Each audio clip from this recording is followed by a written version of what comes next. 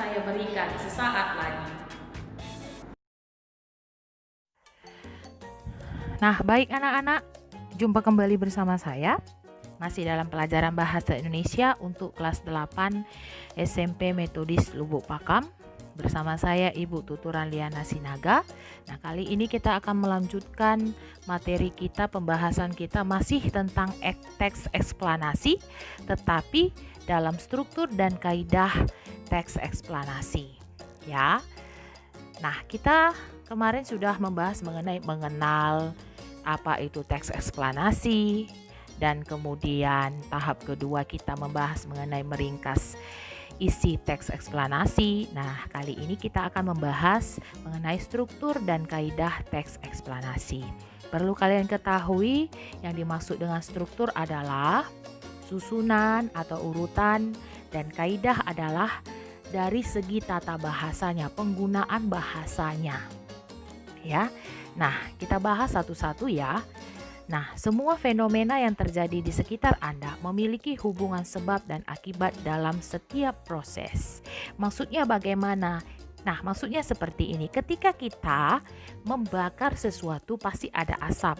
Nah, itu dia maksudnya. Ketika kita melihat hujan pasti ada sebabnya. Sebabnya adalah awan bergumpal sehingga turun yang namanya hujan. Kemudian ketika kulit kita luka karena kenapa? Ada sayatan atau tergores sesuatu. Nah, itu maksudnya hubungan sebab akibat, berarti saling berhubungan antara satu dengan yang lain. Nah, menelaah teks merupakan sebuah upaya untuk menganalisis atau menganalisa sebuah teks berdasarkan struktur dan ciri kebahasaan teks tersebut. Struktur tadi saya katakan adalah susunan atau urutan. Ya, berarti menelaah berarti mencari tahu isi dari teks eksplanasi itu apa-apa saja. Ya, walaupun kita sudah mengetahui teks eksplanasi di dalamnya mencakup berupa fenomena alam, sosial, dan budaya. Tetapi kita harus mengetahui yang dimaksud teks eksplanasi itu apakah hanya seperti itu? Ya, pasti ada yang lain ya. Kita bahas nanti lebih lanjut. Nah, cara menelaah teks eksplanasi yaitu dengan melakukan analisis dari segi struktur teks serta ciri kebahasaannya. Nah, itu yang saya jelaskan tadi adalah penggunaan bahasa dalam teks eksplanasi, tetapi tidak hanya teks eksplanasi saja ya. Harus menggunakan kalimat efektif dan kalimat kata baku. Ya, karena teks eksplanasi di sini adalah teks yang di dalamnya terdapat fakta, tidak merupakan hasil rekayasa. Ya, teks eksplanasi berisi penjelasan-penjelasan tentang proses mengenai dan bagaimana dari suatu topik yang berhubungan dengan fenomena-fenomena alam, sosial yang terjadi di kehidupan kita setiap harinya. Nah, jadi tidak jauh-jauh atau tidak lari dari segala sesuatu yang terjadi atau segala sesuatu peristiwa yang kita alami dalam kehidupan sehari-hari. Ya, isi dari penjelasan teks eksplanasi. Nah, berikut struktur teks eksposisi. Yang pertama, pernyataan umum. Pada bagian ini, ya, pernyataan umum menyampaikan topik atau permasalahan yang akan dibahas pada teks eksplanasi. Maksudnya adalah yang membahas mengenai inti permasalahan atau apa sih yang akan dibahas atau garis besarnya, ya. Itu maksudnya pernyataan umum. Nah, yang kedua adalah deretan penjelas. Nah, sudah jelas sekali maksud dari deretan penjelas itu apa ya? Kenapa sudah jelas, Bu? Ya, namanya juga deretan penjelas, berarti fungsinya atau tujuannya adalah menjelaskan isi dari teks eksplanasi itu apa-apa saja. Oke?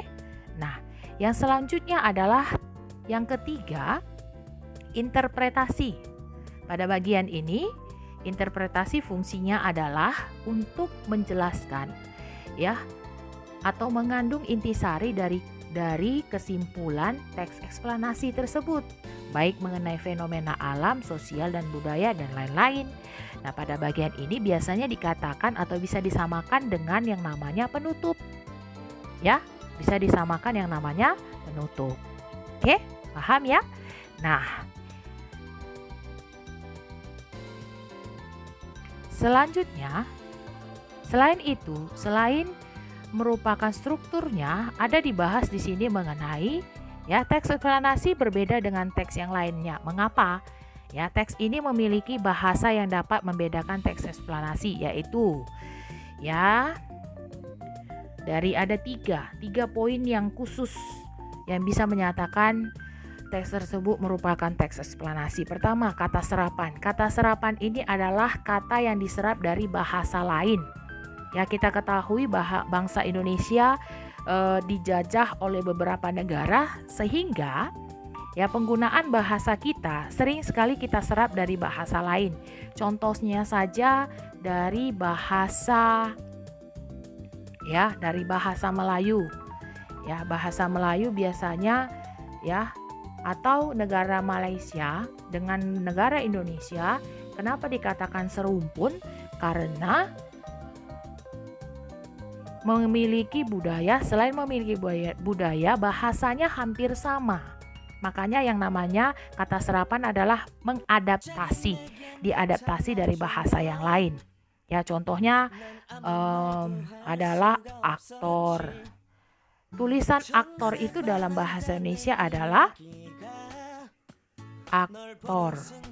Tetapi dalam bahasa Inggris adalah actor. Ya, sudah?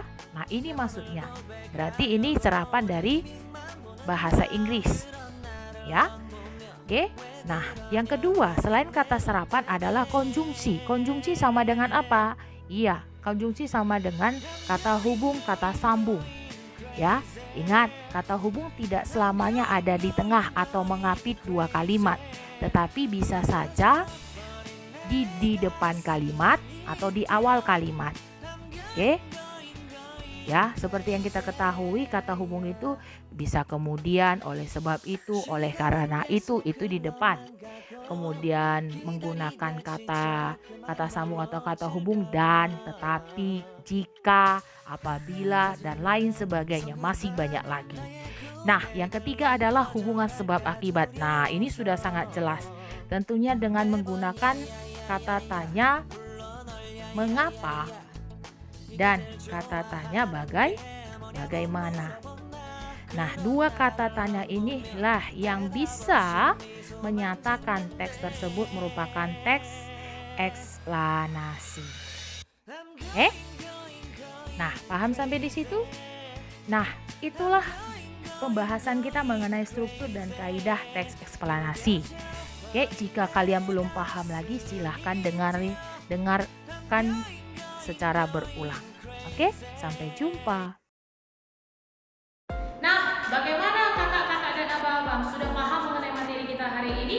Jika belum paham, silakan ulangi kembali dan silakan kalian bertanya melalui saya secara pribadi.